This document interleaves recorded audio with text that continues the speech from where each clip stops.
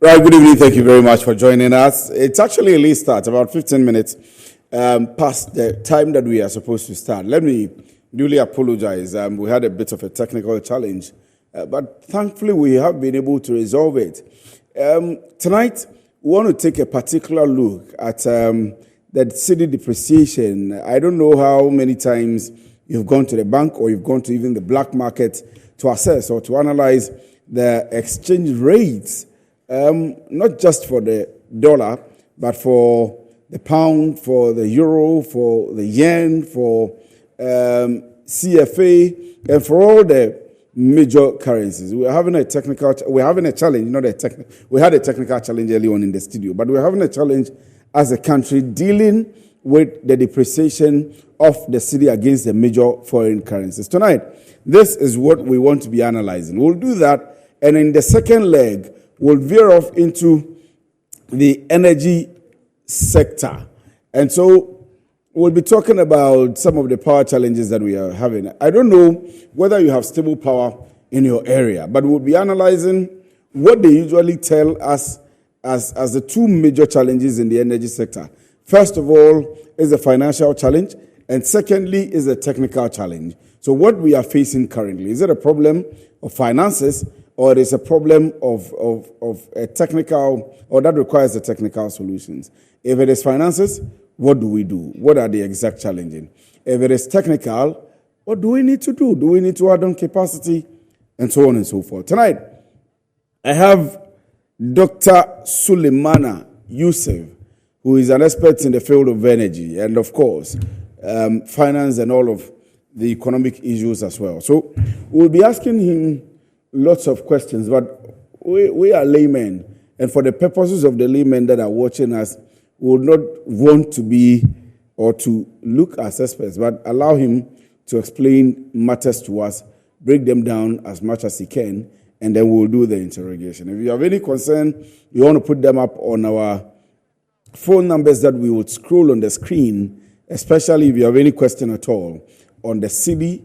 We will try as much as possible to read them for you. If it's on the energy as well, we will try as much as possible to read them for you. Doc, good evening. Thank you very much for joining us. Good evening, Afri. It's been a long while. Yes. And I hope you're doing well. I'm good. Thanks for having me. But have you been in Ghana for all this while? No. Yes, I came about a week ago. And how are you faring so far? That's so good. I went for a program in Alisa Hotel this afternoon. So I just hung around because it's nearby. Yes. Right. I started asking you that because I wanted to begin by asking you whether you have exchanged money, because I know you live most of your life, your work life, outside the country. Yeah. And so when you are coming into the country, you deal firsthand, or you have first-hand dealings in the exchange rates. I mean, since the last time you were in, and now, have you seen any changes? Are you feeling the impact? Yeah, most definitely, I feel. Even just within the last couple of 7 days, I mean, it's been that bad, in terms of how fluctuating the local currency is. Yes, it's not very good for business continuity planning, as a matter of fact, because even if you're earning the greenback, and then you come back, then you start to change the rate at which the volatility, the rate at which it moves prices. Then you begin to ask, how do the people cope?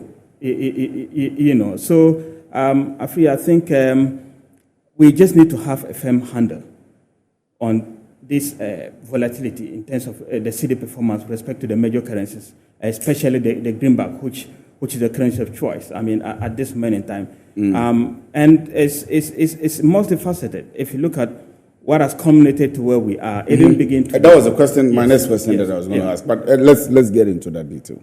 Yeah. So it didn't begin today. We've gotten a lot of things wrong. As a country, I think we've been heavily dependent on, importation. And remember, importing these goods and other commodities and hard currency, we bring them back in, and then we sell them in cedis, we have to change them back to dollars and then send back. So if I look at the exchange rate as we have it now, I see it as more of induced. I'm saying induced because whatever we are having, that is happening, that is causing this rapid fluctuation or decline in terms of our local currency with respect to the greenback and other major currencies. It's the demand. So if we were to work out a model where we are to minimize our heavily dependency on this, importation of commodities, I think it will help us a lot. And I think fundamentally that has been, the bane of the issues. If you can balance that, import cover, probably if you come to where I am based in the oil and gas industry, for instance, imagine you using about $400 million on a monthly basis to import petroleum products. Even those who are custodians of this greenback, they don't have it easy, to be able to do that. And so, if you put this much pressure on, on the local currency in terms of how much people or how much, the greenback is required to do this importation, that is why I call it induced. It is induced because what you are seeing as fluctuation is just because of demand-supply dynamics of the dollar. That's just what is happening. So if assuming we're to have a situation where the demand drastically reduced, of course, with other speculation that is feeding in, you will be surprised that these fluctuations will drop. It is not actual real, let me put it that way. It's real, it's impacting us, but if you are able at this moment to do what we know how to do best, which I've never supported, what do you know how to do best? Assuming we get some hard currency and pop into the system, it will stabilize. But that is not the way to go. That is fundamentally not the way to go. And that's what we used to do. That's what we've been doing. At a point in time, we just get Bank of Ghana come in, pumping, this greenback or hard currency to support. But that has never been, a sustainable way. The sustainable way is what I talked about, is to increase our manufacturing base, produce most of the commodities here, those we can. We have to do it here, especially those we have a huge strategic advantage on, especially petroleum product. Why do we have to use that huge amount of money to import petroleum product when we have refineries? So I agree. It's a matter of increasing productivity. Yeah. And if I get you well, that's the long-term action to be able to increase productivity. The talk about increasing productivity didn't start today. Yeah. It's been there, government upon government. Everybody knows that we have to move away from taxation. We have to increase productivity. We have to move away from pumping money into the system, hard currency, as you say, to which kind of cushion it for a very short term. But how do we go around the long-term activity and make sure that we have sustainable productivity that reduces the level of importation, that reduces the dependency on the hard currency? But in the meantime, as we are you are saying that in the last 1 week alone or 2 weeks alone, we've seen so many jumps in the dollar. What do we do currently? Do we go to the Bank of Ghana? Do we go to IMF and get money to pump in the second tranche, the third tranche, and so on and so forth? What do we do? Yeah, so... before we come to the long term. Yeah, so that's the interesting one. In fact, if you ask anybody, the most credible short-term measure is to have a backup, a kind of something pumping into the system. I don't like it. I don't support it. But that is the only thing that we need credibly at this moment in time as a short-term measure. Unfortunately, and you see, all this is also linked to the IMF conditionalities in a way, because I believe they are just ready to come on the neck of Bank of Ghana if they are to step in, to pump something into the system. It's not that we are completely depleted, but the fact that we are on a program that we are monitoring, I think that is also holding our guys back. And by now, I believe they would have done something. But the rate at which the free fall is happening, it is actually not, not encouraging at all. I'm afraid, and we've talked about these short-term measures, over a period, and it's not happening. So I always want to say that let's look at, apart from the short-term measure, because it has never guaranteed us security of the currency. It has never guaranteed us energy security. It has never guaranteed us commodity security. Because this is a time that we need to be buffers. At a point in time that we need to depend on our buffers. But IMF is just, to be on us in a way that once we are going to pump anything into the system, they're not going to agree. And I think that's the best way, in a way. But if we could get something magical happening to get some money being pumped into the system as a ceiling, that will help. Number two, what could also help in the immediate term is most of these things that you see, like it or not, Africa, is also sentiments. Sentiments do reign in, especially the negative sentiment, how people perceived the whole thing. So, so perception. Perception. That's the word. Thank you. Assuming this our debt negotiation, this kind of restructuring, is to go through quicker than this kind of inertia that we are having. That could also feed into it. So this kind of perception and that kind of negative sentiment that's running into the market, it's putting quite a lot of pressure also on it, because people now see the hard currency, especially the greenback. People would like to change their money and keep it in the greenback as compared to the cedi. Because if the cedi is making this free fall and you keep, keeping your money in cedi, I think it's highly disadvantageous. That is not good for the entire economy. So short-term measure, we just hope that something magical can happen with respect to that kind of debt negotiation, because they'll all feed into the picture. But after I'm not very comfortable to always prescribe these short-term measures, because they are always dressing the wound. Mm-hmm. They are not sustainable. Mm-hmm. We've done that. Look at how many times that we've gone to IMF. Mm-hmm. 17 times. Mm-hmm. It means that our economy has been living on IMF support. Yes, exactly. And that is not good. Exactly. So that is why we need to change the fundamentals. And how do we change the fundamentals? We need to minimize to the barest minimum possible our huge dependence on this input. And we can do that. And some of them are low-hanging fruits that we can do. And if we do them, I think it will go a long way to help us. Somebody mentioned this. I don't know how you're going to take it. And of course, it's I'm struggling to see how it plays into the weakening of the cedi against the dollar. It's something I had not thought about anyway.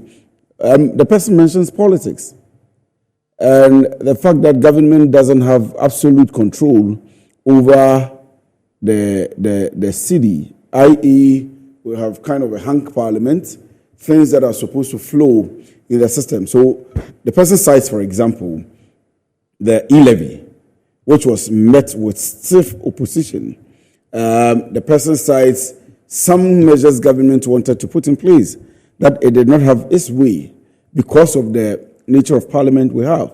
And the communication around it, and I bring this up because of the issue of perception that you raised, which we know affects economies very well. And so we are in an election year. Ordinarily, when we get into election years, governments are able to pump monies and things begin to free up. There is money in the system, flow in the system. But now you are not getting those approvals. Yes. And so you are stiff-necked. You can't take decisions. And that's affecting the currency. Yeah, so it's a very interesting preamble that you've painted. But if you ask me, I don't really buy into the idea that because of decisions of parliament or whatever. Mm-hmm. To some extent, maybe minimal. But what kind of parliament decision that will come to play, to not let you run your local refinery? Mm-hmm. These are the low-hanging fruit I'm talking about. Right. I agree. Yes. So it has nothing to do with parliament approval or parliament not approval. Those things are politics in a way. If you want to, put everything on the fact that because the parliament is hung and so decisions are not being made, decisions are being delayed. On the contrary, I think with this kind of parliament we have, there's a lot of scrutiny, and probably we will not have things just passing under the carpet. Have carpet, blanket approval of things that come onto the table. Mm-hmm. So I rather see, the kind of parliament we have should have been something that will engineer competitiveness in terms of the kind of decisions that we take in a way that government will not have its own way. So I don't really buy into the idea that the kind of parliament that we have impacts what we are feeling now. If it is marginal. I will tell you emphatically. What I think is we are not able to take the bull by the horn. We are not able to take strong decisions that will impact this economy positively. Mm-hmm. After we champion that we're going to move this economy from Gaggisbed, whatever, to, production-led economy. It did not happen. And what comes to mind is the fact that, yes, we are going to champion one district, one factory. Mm-hmm. That is building from scratch. But what about factories that which are already in place, that need to be empowered to be running? Especially those that can impact. I'll tell you something, Afi. If you look at our import bill, let's leave all other commodities aside. Petroleum alone, it is about closer to almost 20% of the entire import bill. That is phenomenal. That is huge. If you had to work out a model, gold for oil tried to do that. Beautifully, it started. It is struggling. It is not delivering the goods because you can clearly see what's happening now. If you can work out a model where even just at the petroleum side, we can have a robust and highly resilient local refinery. I can't fathom why this day and age, at this era, when Ghana was not even having crude oil, when Ghana was not even producing crude oil, the refinery was running. So if you ask me, rather, that's where I think politics even feeding into the problem that we have. That we should be able to take the bull by the horn and take policy initiatives that will make for example, the thermal oil refinery be on its feet. That's it. That's actually what we need to do. And that's not all. Valco is there, but I'm just picking Tor. I'm zeroing it Tor because of the way it's intricately linked, to the inflation that we have now. This inflation that we have now, like it or not, a lot of it is from petroleum products. See, if you have high petroleum product, if you buy petroleum at the pump with high prices, that has cascading impact on every goods and services that we have. Commodities are and the prices have been increasing. Even effective today, there is a new price. And the interesting thing is that you know why the price is increasing? Unfortunately, it's not even about the international dynamics. And that's why I found it very unfortunate. If you look at the things that should allow petroleum prices to increase at the pumps, there are three categorically. One would be the taxes. Yes. Number two would be, this exchange rate dynamics. And then the 10th component would be, how much the commodity sells within the international space. The U.S., which is the biggest economy as we speak now, for the fourth consecutive time, pump prices have been reducing. Why? Because the international prices, the war within the Middle East, Russian war, all the premium on this war has been fizzled out. They've been the market is able to rebuff that. And so it is unfortunate that even at this moment in time, that we should have even prices reducing. I can tell you categorically that if our cedi were to just maintain some bit of stability, prices will come down. Because the international space is favoring. So assuming the international space were not to favor us, it would have been a double whammy. We would have had oil prices petroleum product prices going to 20. So we are just lucky. It's just that, unfortunately, we are not able to have a firm handle on the cedi. And I think that has overall cascaded. What you are saying is that the management of the cedi is not well. That's emphatic. Everybody can see that. And we are not doing the right thing. I tell you something. I feel there are two ministries. I'm not saying all other ministries are not very important. There are two key ministries that if you joke with, it is the heartbeat of every economy. If you joke with them. Energy ministry. Excellent. Finance. You hit the nail right on that. I'm not saying education. I'm not saying health. They are not very important. No, they're all important. But they are very important. But these are the and I can tell you that we've gotten it wrong in these two areas. We've gotten it emphatically wrong. We can't tax ourselves out of the problem that we have. And sometimes if you take knee-jerk reactions, just look at the quantum of taxes that we pile on every area, the ports, the petroleum product prices, everywhere. That is hitting the economy. And I always say that, yes, government needs taxes, but taxation is a double-edged sword. You need to be very careful. If you keep on piling taxes, what is the acid test? Check whether you are getting the returns as we increase the taxes. If you are not getting the return, then pull a brake. If you keep increasing the taxes and you are not getting what you are trying to get, there's a problem somewhere. It means that either it's just overwhelming on the people that they can't pay, or people are bypassing that. So we are in difficult times. We just hope that pragmatic steps are taken. I hope this kind of negotiation, the debt restructuring or whatever, with external creditors will go smoothly and go faster. If you do that fastly enough, I believe it will also feed into the stability of the cedi. But as we have it now, it is very difficult to see where the stability will come. But I'm hoping and being optimistic and positive that, of course, something positive will come. And if something positive comes, then we arrest it. Then we go back to the fundamentals and support, our production base, because that's where we can drive our competitive advantage on. Okay. Nana Edu in Ahafo Goso says, Cedi depreciation has been a sequential challenge to our economy. What are the factors or strategies that the current government deployed in addressing this challenge? Are they long-term or short-term, and have they failed or what? Yeah, so abysmally, unfortunately, they have failed. And because we are doing the short-term, and like I mentioned to you, we've always used to, getting this money pumped into the system to get it stabilized. Then we think that, we are managing the cedi or we are managing the currency. That is not the way to go. So, yeah, I agree with him. We have to think about the long-term solutions, the medium to long-term solutions. And I tell you, these two ministries, if they work in synergy and they understand each other in a way that they can help to stimulate the economy, I think all other ministries would be the place to go. So yes, I think they are short-term, they are mostly knee-jerk reactions that we take, and they've not been able to deliver the goods that we have.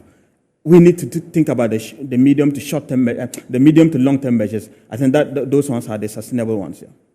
We'll be moving to the energy side. We've been on the dollar, but even though we brought in a few of the fuels and all of that, yeah. But the Nana Du's question, I want to stay on that a bit. Okay. And the question was about whether the current government, apart from maybe concluding that they have failed, as we said, the kind of measures they put in place from the beginning when they took over power, whether they were effective, or if they were effective and implementation has been the problem, or they were ineffective at all. We saw issues like, programs like the 1D1F, which you mentioned, One Village, One Dam, which was to boost agriculture. We have seen planting for food and jobs. Everything towards productivity, everything towards self-sustenance, rather than over-dependence on importation, and even the boosting of the local economy through the Association of Ghana Industries. We've seen after coming with the headquarters of after here in the country, providing ready markets, off-take market for small and medium-scale enterprises and all other businesses. And we are still struggling in this way. What is the problem? The problem is implementation. We've always gotten it wrong. We've had these things that you've mentioned. These are all beautiful.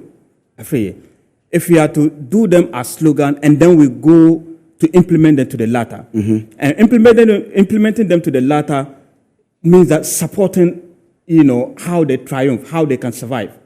We've talked about one D1F, one dam, whatever, and then all other programs that we talked about, including Gold for Oil, these are all beautiful programs. But if you look at the implementation modalities, it's always been the problem. We've not put our shoulders to the wheel to get them implemented. Because for one district, one factory like this, what incentives have you provided for the industry to take off? Even those that I mentioned as low-hanging fruits, the existing industries.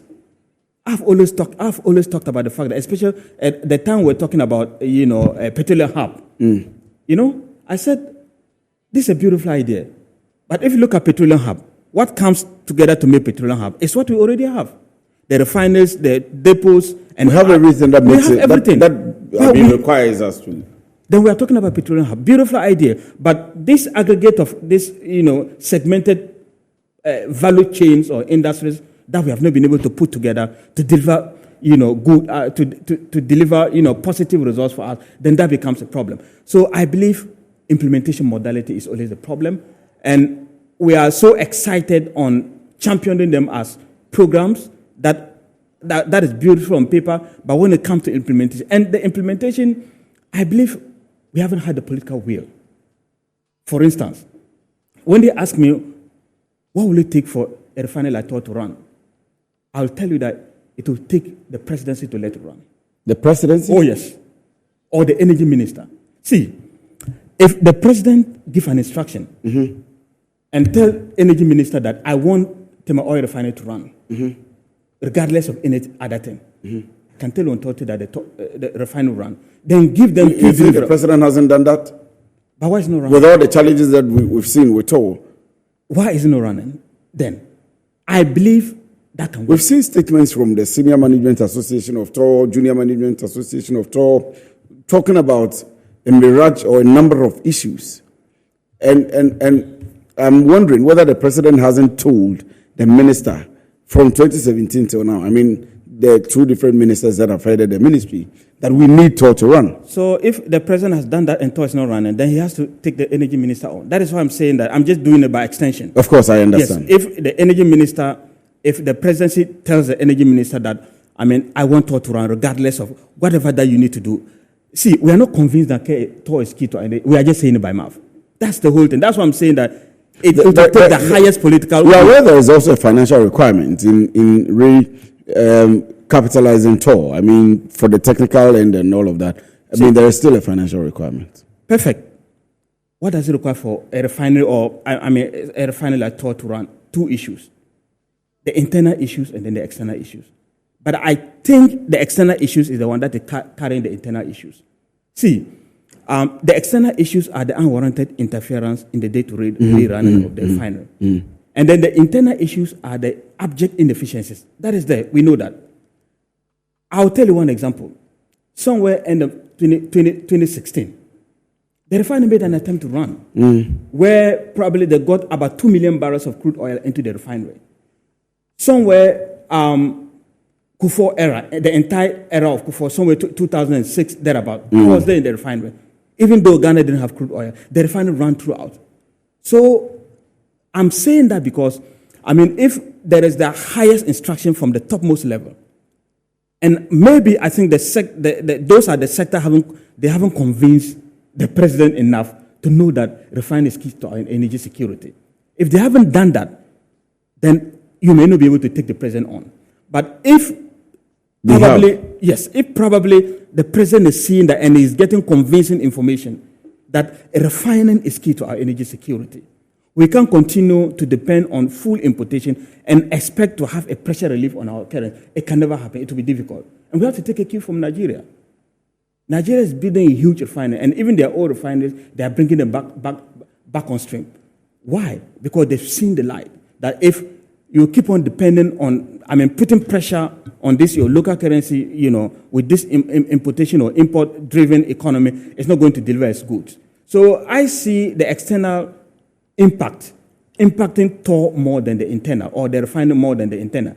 The good thing is, governor has facilitated, which I give them credit for the coming in of a private refinery like Sentio. It's early days yet, but we hope that Sentio can deliver the goods. If they can ramp up production, to ensure that, if not even all, even if 50% of over this 400 million, we're able to do 200 million. And then, the rest of the 200 million, we can do that kind of importation. I think that's the way to go. And I also urge that the PSPs, the petroleum service providers, the hardworking BDCs and OMCs, they have to look them into the picture, in a way that, they can feel that they are part of it. Because at the end of the day, you'll see that whenever you talk about refining, some of the petroleum service providers, they look very uncomfortable because they think it's going to take up their jobs. But that shouldn't be the case. That should never be the case. We should have a model whereby we can loop in these players. Going outside to buy the product and you are buying it here, it will give you a lot of competitive advantage. But I can tell you that the politics are huge. It's not the way we see it. The kind of interest that is at play in terms of finished product importation, in terms of getting refinery to run, it is huge. That is why I'm saying that if you look at why Nigeria has been able to have a private refinery coming, it is a political atmosphere. It is, the support of the political class that will enable or that will engineer a refinery to come to being. Other than that, it's going to be difficult. And you talk about the finance. That is key. And that's actually why we need a partnership for Tor or for a refinery to run. How many times have we tried to do that? And it's always been falling flat. At this moment in time, government should have been able to get a partner to partner with Tor.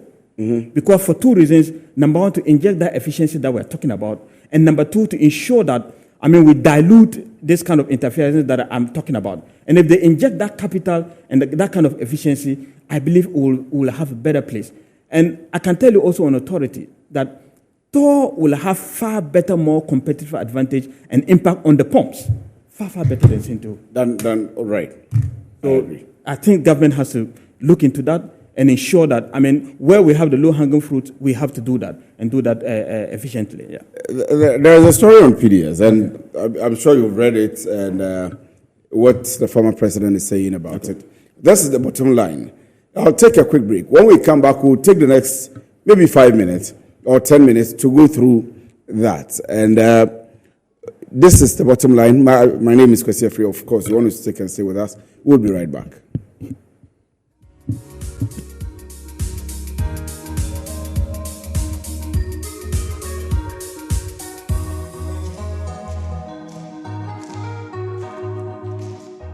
Right, welcome back from the break. This is still the bottom line, and I'm still seated here with Dr. Ibrahim. Right, Suleimana, Dr. Suleimana. I've referred to him as Ibrahim quite a number of times, and he's the man on the energy. And I'll read a story to him, and we'll try and see if we can do maybe 5 or 10 minutes maximum analysis of the story, and then we'll move on. So this is coming from GH Extractives. It says, my administration will ensure thorough investigation of the PDS scandal. And this is as of last week. The story is disheartening to learn that the $190 million we negotiated for private sector participation in electricity distributed under the U.S. Millennium Compact has been lost due to the Nanado and Baumia corrupt and chronistic governance practices. There is Yenchendi there, corrupt Yenchendi and chronistic. This is unacceptable, and we deserve better as a people. As I gear up to assume the presidency in January 2025, thanks to your votes and endorsement in this year's election, I want to assure you that I will work diligently to ensure or to enhance private sector efficiency in the electricity distribution system, including metering, revenue management, and fault response. So take note of the particular words that are rife or that are running through. Metering, revenue management, and fault response. If you have followed us on the bottom line, you'll realize that these are matters that we have been discussing for quite some time. Not consistently anyway, but intermittently it comes up. And these are issues that we look at. We ask questions about how the Electricity Company of Ghana will be able to mobilize revenue. So it's not a problem of the VRA, the ECG, and the IPPs only, but the attitudes of Ghanaians, those who are stealing power. Let me use that term. The faults also in the system. So those stealing power, I was doing a private analysis with someone, and I was talking about not just customers who are mounting their air conditions and not going through the power lines, but also the people at the top of the ECG. Well, we'll get into that. The issues of faults, and then the everyday change of meters. Now, former President Mahama says his administration will prioritize accountability and ensure a thorough investigation of the PDS scandal to hold those involved accountable. We can work together to build a brighter future for Ghana's power sector that benefits citizens and businesses. The background to this, and this is because there has been a report of the Millennium Compact that's been cancelled by the U.S. government. So the background to the whole of this and the issues about the ECG, which has come up now, is that the Millennium Challenge Corporation has confirmed to One Media House, which is Joy News, that despite the prevailing power crisis, it has no immediate plans to work again in Ghana, and has completely closed Ghana's Millennium Challenge Compact. In March 2019, Ghana won on the verge of receiving crucial funding of some $190 million aimed at the long-term sustainability of related infrastructure investments and financial recovery of the energy sector as part of a second tranche of the MMC Power Compact. However, owing to a botched 20-year concession agreement with Ghana's Power Distribution Services (PDS), where PDS was to assume the operation and management of the staff and assets of Electricity Company of Ghana (ECG), the U.S. government halted the transfer of the funds, stating that private sector participation was a central reform under MCC's Ghana Power Compact. Now, the U.S. government had indicated at the time that it was looking forward to continuing to work together with MEDA and the government of Ghana to implement the remainder of the Power Pact or Compact. In the wake of Ghana's resurging power crisis, experts have called for liquidity support for Ghana's energy sector, which is reeling under a debt to independent power producers in excess of 1.5 billion. I would leave the rest, which involves the PURC and how they are regulating the sector and so on and so forth. And Doctor, I'll come straight to ask you. I'm sure you followed the PDS. I don't know if I should also call it a scandal, but I mean that's the general name that we're giving it. The entire the occult and all the issues that have come up, resulting in MEDA and of course MCC specifically now saying that they are no more going to partake in the entire power sector agreements in Ghana. I mean, for you as an expert, how do you take that? That's very unfortunate, especially at the time that we needed that most. So if you look at what we are facing now, Afri, it's culminated, it's emanated from deals like this kind of compact that didn't go through. Now, if you notice, somewhere when we're having generation problems, and then we managed to introduce the IPPs into the system, although with their own problems, especially the kind of agreement that we signed with them, I had some problems with that. However, they were able to deliver the goods, creditable. And so at the point in time, we didn't have issues with generation. So we thought that if you had a credible private partner to partner with the weak link within the value chain, and when I say the weak link within the value chain, everybody knows. The value chains have there are three components. We have the generation component of it, we have the transmission component of it, and then we have the distribution component of it. Among all this, the distribution has been the bane of the issues, I feel. And so why I call this as unfortunate is the fact that if we actually had the opportunity to have a private player who is efficient enough to partner with ECG, two things will happen. Number one, it will inject the required capital because ECG needs that in a way. And number two, it will improve the efficiencies within the day-to-day running of ECG as much as possible. So that's why I say it's a huge loss. It's a huge loss because if you look at why we have what we have now, power being supplied to a component, a particular stream, which is the distribution stream, and about 25 to 30% cannot return back. That's a problem. And you talked about power theft. I feel you need robust infrastructure to prevent that. And for changing people's behavior, that is going to be very difficult.